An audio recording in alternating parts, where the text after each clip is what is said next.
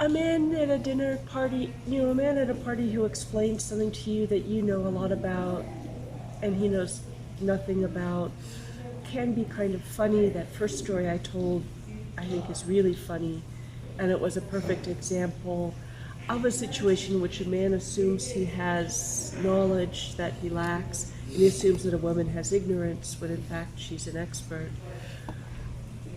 But there's a continuum. At the other end is a woman, saying, my husband is trying to kill me, and everyone's saying, oh, that woman is crazy, and not listening to her. And then, this happens over and over, that women say, somebody's trying to kill me, and they're assumed to be hysterical, subjective, incompetent to determine reality, acting out of some vindictive motive.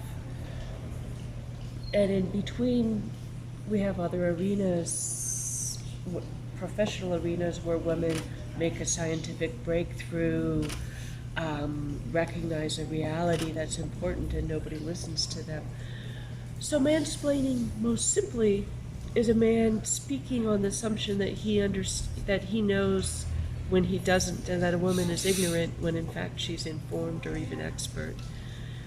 But it matters because it's part of a larger construct in which women are assumed to be incompetent to speak, which can render them marginalized in their professional work or in great danger in their lives.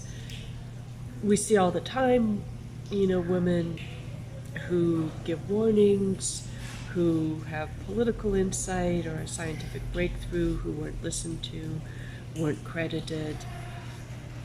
And right now on the internet, there's a woman who's an obstetrician gynecologist and a mother, having men try and explain,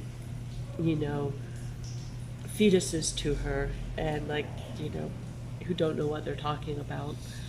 So what was important for me is not only does this phenomenon exist very widely, but that it's not only something that can be annoying at the dinner table, but it can prevent women from functioning in their professional life, or it can prevent them from being heard when they have something really life-threatening to announce. And I was surprised when I sat down that morning to write the essay.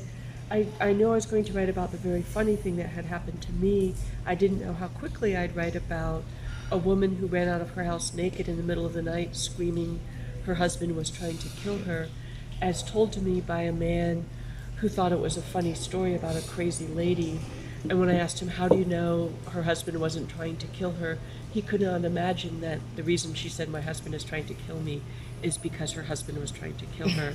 And because we know so many husbands kill their wives, it was a very reasonable conclusion, but he was unable to even understand the concept. And that is a terrifying thing that allows people to die, people to get away with murder, massive inequality to exist. And so, which is why mansplaining isn't just about inconvenience and loss of dignity.